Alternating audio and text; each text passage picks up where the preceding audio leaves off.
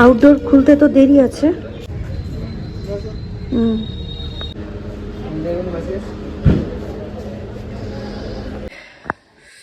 বিয়ের জন্য কি আরে প্রবলেম হলো, কোথা থেকে এসে খাপাত করে ঢুকে গেল গাড়ির মধ্যে, গাড়ি পুরো স্কিড করে গেল। হাতেও তো লেগেছে, হাতেরটা কম। তুমি দুটো প্যান্ট পরেছিলে।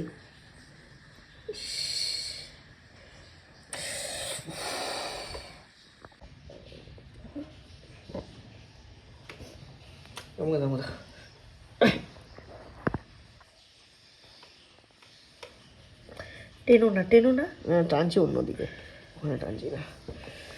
দাঁড়াও দাঁড়াও, আসতে হবে না, এই যে নিয়ে আসছি।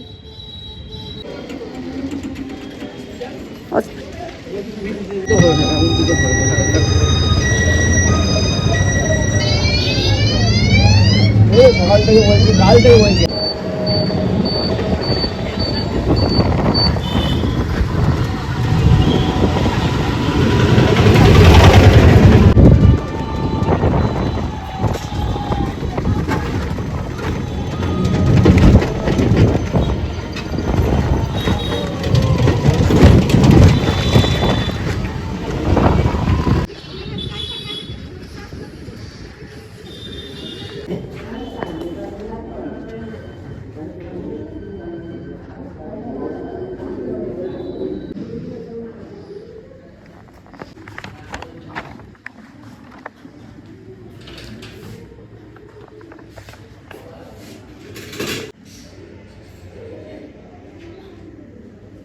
বিড়ালের জন্য কিনতে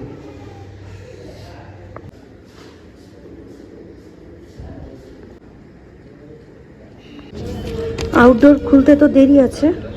আমরা এখন যাচ্ছি ওষুধটা নিতে। এখানে অনেকগুলো ওষুধই রয়েছে। অয়েনমেন্টটা স্পেশালি খুব দরকার, 2 ঘন্টা অন্তর অন্তর। দেখো, দিতে হবে না, হ্যাঁ, মেট্রোজিল আর নরফ্লক্স।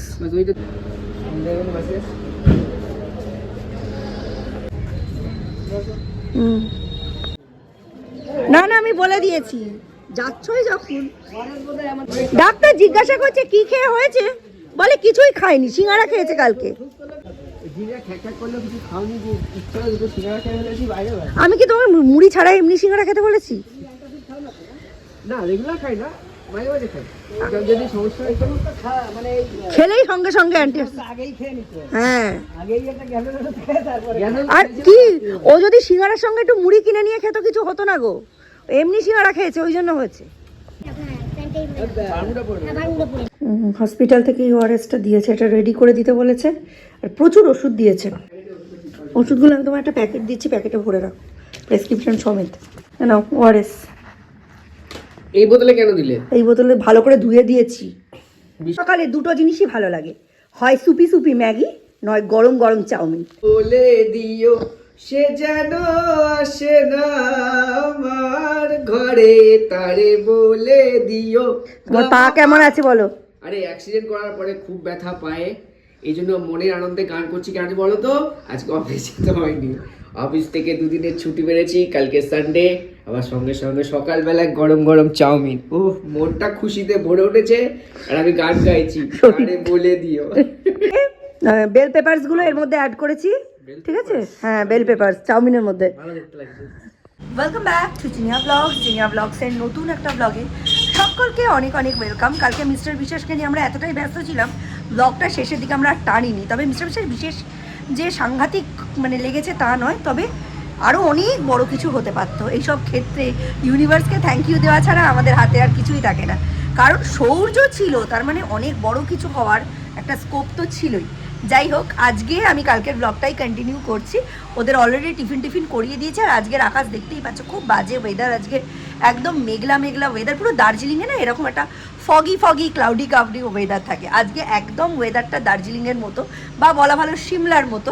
হ্যাঁ, একদম ওয়েদারটা এরকম। কিন্তু আজকে আমাদের প্রত্যেক বাড়িতে লোকজন কেউ বাইরে বেরোচ্ছে না, সব ওই খাওয়া দাওয়ার ওপরে রয়েছে। মানে ভালো ভালো মেনু রান্না হচ্ছে চারিদিকে। আমার বাড়িতে তো অবশ্যই, কারণ মিস্টার বিশেষকে আজকে আমি অফিসে যেতে দিইনি, কালকে তো যেতে দিইনি, আজকে উনি যাবেন বলেছিলেন, কারণ শিউরি লেট ছিল, ওনার পক্ষে যাওয়া পসিবলও ছিল। কিন্তু এতটাই ব্যথা ওনার রয়েছে, যে কোনো মুহূর্তে ডেলি প্যাসেঞ্জারদের তো হাত পা চালানোর কোনো মানে অকাত থাকে না, মানে যেরকম খুশি লাগায়। তো সেই রকম হলে খুব ব্যথাটা বেড়ে যেত। আর আঙুলের পোর্শনটা না তখন কিন্তু ব্যথা ছিল না যখন হসপিটালে গেছিলো, যত দিন যাচ্ছে আঙুলের ব্যথাটা বাড়ছে। এটা সম্ভবত এক্স রে করাতে হবে আমাকে। যাই হোক, ওনাকে আমি স্কুলে মানে অফিসে পাঠাইনি। সৌর্যদের আজকে স্কুল অফ স্যাটারডে, আর আজকে দীপ তো বাড়িতেই রয়েছে, সবাই মিলে যেহেতু রয়েছে এবং এইরকম ওয়েদার কেউ বাইরে বেরোচ্ছে না, তাই আমাদের জম্পেশ মেনু। টিফিনটা তো দেখতেই পেলে, মানে ব্রেকফাস্টটা। এরপর লাঞ্চে রয়েছে খিচুড়ি, আলুর দম, ডিমের অমলেট আর পাঁপড় ভাজা। তারপর ডিনারে রয়েছে লুচি, চিকেন কষা আর পায়েস। তার মধ্যেও আমার নানান রকম প্ল্যান রয়েছে। আমাদের পিকনিক পারপাস, আমাদের একটু বেরোতে হবে। আমাদের পিকনিকে এবারে একজন স্পেশাল গেস্ট আছেন, তার জন্য আমরা যে গিফটটা কিনতে যাচ্ছি সেই গিফটটা আজকে আমরা কিনতে বেরোবো। প্লাস আরও অনেক কিছু কেনাকাটি আছে, সেটা অবশ্যই আমি দেখাবো তোমাদের ব্লগে। তো আজকের ব্লগটা কিন্তু ভীষণ ইন্টারেস্টিং হতে চলেছে। Stay tuned. ঠান্ডা তো সোয়েটার পরিস নি কেন? এটা ধর, প্রথমে এই কোটটা হাতের তলাটা সেলাই কেটে গেছে, সেলাইটা করতে হবে। দেখে নে, দুটো হাত তুলে দেখে নে, বুঝছিস তো? ওই জায়গাটা ভালো করে সেলাই করে দিতে বলবি। পরে কয়েক মাস পরেই লাগবে, বলতে যাচ্ছিলাম পরের বছর লাগবে। এনে এই সবুজ সোয়েটারটা নে, এটা চেন কেটে গেছে, চেঞ্জ করতে বলবি। হ্যাঁ বলবি, কোনো ঠিক করতে হবে না, একেবারে চেঞ্জ করে দিতে। এইটাও সেম কেস, চেন কেটে গেছে। আর এই প্যান্টটায় কোথায় গন্ডগোল সেটা তুই সেদিন পিকনিকের দিন বার করেছিলি, সেই জায়গাটা ঠিক করে দিতে বলবি। কোনো তাড়া নেই, আস্তে ধীরে করো। কান চাপাটা দিয়ে ছেড়ে যেতে পারতি। অবশ্য আজকে হাওয়া মারছে না, আজকে খুব মেঘলা। সৌর্য দাদার হাত ধরে যাবে শান্তিতে, আর দাদাকে একদম বিরক্ত করবে না। ছোটবেলার সঙ্গে এই চিত্রটা খুব জড়িত, কেন জানেন? এই যে সৌম্য এত সুন্দর বাজার করে, সৌম্য কার কাছ থেকে শিখেছে বলুন তো? ওর দাদুর কাছ থেকে। দাদু বাজার করতো, তার সঙ্গে সঙ্গে গিয়ে বাজার করে। তা এটা তো সৌম্য এখন দায়িত্বটা ভালোভাবে নিয়েছে, বুঝে নিয়েছে। সৌর্যকেও তো ব্যাপারটা শিখতে হবে। ছোট থেকে দাদার সঙ্গে যেতে যেতে ও ম্যাটারটা শিখবে। তবে এটার একটা ফানি দিকও আছে। আমার ছোটোবেলায় আমি দেখতাম আমার বাবা একদম বাজার ভালো করতে পারতো না, আর কাকা দারুণ নিপুণ বাজার করতো। আর আমার মা কী করতো, যাই আনার হতো আমার কাকাকে বলতো। স্বাভাবিক, কাকিমার একটু রাগও হতো। যতই টাকা দিয়ে দিক, পাড়ার সবাই কাকাকেই টাকা দিয়ে বলতো এটা এনে দিস, ওটা এনে দিস। কাকা বাড়িতে ঢুকতেই পারতো না, সারা দিনে 3-4 বার খালি বাজার যেত আর আসতো।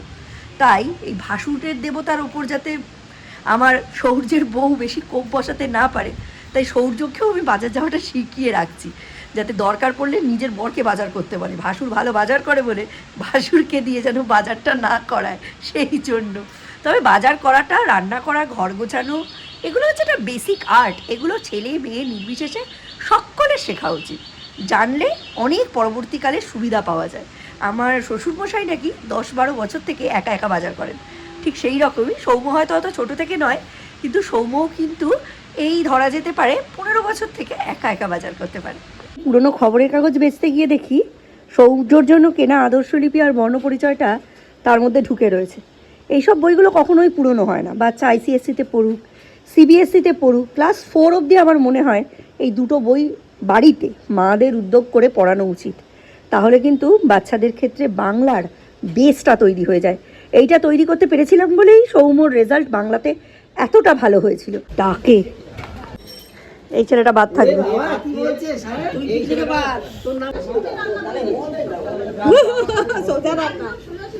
আমারও আজকে সোজা সাপটা রান্না। হ্যাঁ,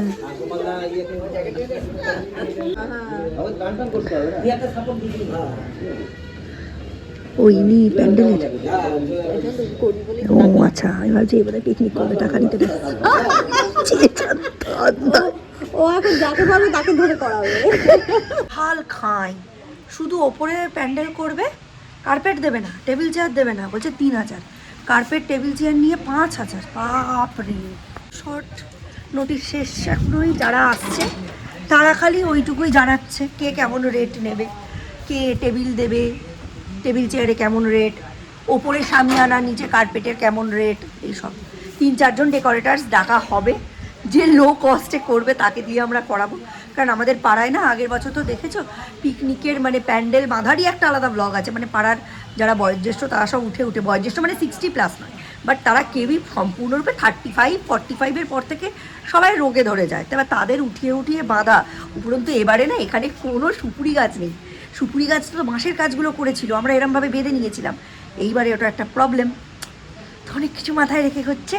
এইটাও একটা থ্রিল, এটাও একটা মজা, সাসপেন্স। পাড়া পিকনিকে এসব জিনিস থাকবে না, তাহলে কিসের পিকনিক, তাই না? তোমার মিস্ত্রিরাই কিছু প্যাংরা করেছিল, ওই জন্য ফোন করেছে। তাড়াতাড়ি রান্না করেছি অলরেডি। পায়েস হয়ে গেছে, খিচুড়ি হয়ে গেছে, আলুর দম হয়ে গেছে, চিকেন হয়ে গেছে। এখন কি বাকি আছে? বেগুন ভাজা বাকি আছে, ব্যাস। ময়দাটা দীপকে দিয়ে মাখিয়ে রাখবো, তাহলে রাত্রিরে আর কোনো কিছুই করতে হবে না। বেশিক্ষণ না, 1-1.5 ঘন্টার মধ্যেই কমপ্লিট হয়ে গেছে। আগে আমার রান্না শেষ হয়েছে, এখনো বাইরে গিয়ে দেখি একজন চিলি চিকেন বানাচ্ছে, একজন ধোকার ডালনা।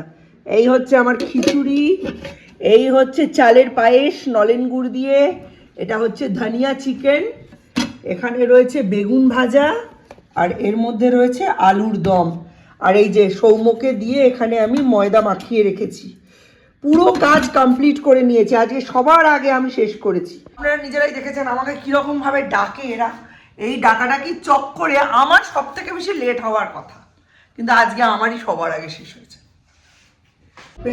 এদের পিকনিকের আলোচনা কখনো থামে না। ওই দেখুন, দেখতে পাচ্ছেন? দেখুন এখনো সব দাঁড়িয়ে দাঁড়িয়ে পিকনিকের আলোচনা হচ্ছে। বিকেল হতেই আমরা তিনজনে বেরিয়ে পড়েছিলাম ছোটোখাটো কিছু গিফট কেনার উদ্দেশ্যে, বা গিফটগুলোর দাম ঠিক করার জন্য। অনেক জায়গাতেই অনেক জিনিস দেখেছি, ব্যাগ দেখেছি, স্টিলের কিছু জিনিসপত্র দেখেছি, বাচ্চাদের কি দেওয়া যায় সেটা নিয়ে দেখেছি। কারণ আমাদের এখানে প্রায় 14 জনের নিচে বাচ্চা আছে 10 জন, 14 থেকে 18 জন বাচ্চা আছে 10 জন, প্লাস প্রত্যেকটি পুরুষকে এবং প্রত্যেকটি নারীকে আলাদা আলাদা করে গিফট দেওয়া হবে। পিকনিকের যে খেলাগুলো হবে সেগুলোতে ফার্স্ট সেকেন্ড থার্ডের সঙ্গে বাকিদের গিফটের কোনো তফাৎ আমরা রাখতে চাই না।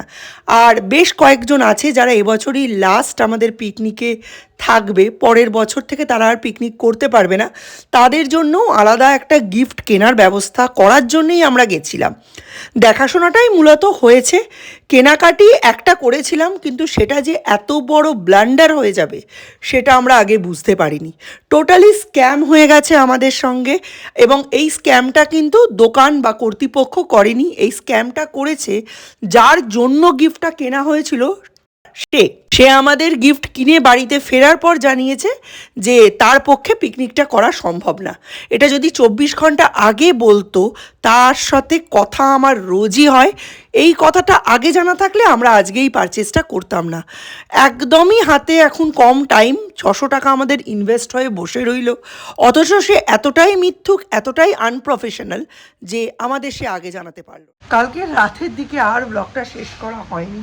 কালকে এমন একটা ঘটনা ঘটে গেল যে মুডটাই একদম বিগড়ে গেল। মানুষ এত ডিজিটালি অ্যাক্টিভ হয়েছে, একটা মানুষ যে চাকরি করে বাকরি করে সে কী করে এতটা আনপ্রফেশনাল হতে পারে, আমি তো এটাই বুঝতে পারি না। বরং এর থেকে আমরা হাউসওয়াইফরা অনেক বেশি প্রফেশনাল। কেউ 2 কি 4টে রুটি খাবে কি না জেনে তবে আমরা রুটিটা করি, আর আমরা যেটা করি সেটা আমরা আগে জানিয়ে দিই তো যে এই স্টেপটা আমি নিতে চলেছি। তোমাদের কারুর আপত্তি থাকলে বা সম্মতি থাকলে আগে জানাও। সেখানে চাকরি বাকরি করা আজকালকার জেনারেশনের মেয়েরা যে এত আনপ্রফেশনাল সেটা কি করে বলবো বলো। তো চলো, এই মন খারাপটা নিয়েই কালকের দিনটা শেষ হয়েছে। তবে কালকে 2 জন পিকনিকের জন্য নাম এনলিস্ট করেছে এবং টাকাও দিয়েছে, সেটা একটা ভালো ব্যাপার। কিন্তু এই বেকার এই 600 টাকাটা চলে গেল, এটার কটকটানি মন থেকে আমার যাচ্ছে না। এটার খুব একটা প্রয়োজন ছিল না অ্যাকচুয়ালি।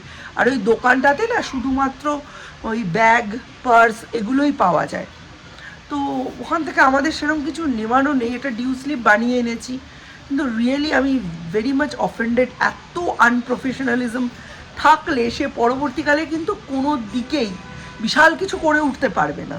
হ্যাঁ, এই জিনিসগুলো থাকা জরুরি। একটা ম্যাচিওর মানুষ, একটা 18+ ওম্যান হোক ম্যান হোক, তার মধ্যে এইটুকু একটা দায়িত্ববোধ, একটা ম্যাচুরিটি, একটা রেসপন্সিবিলিটি, একটা প্রফেশনালিজম থাকা জরুরি।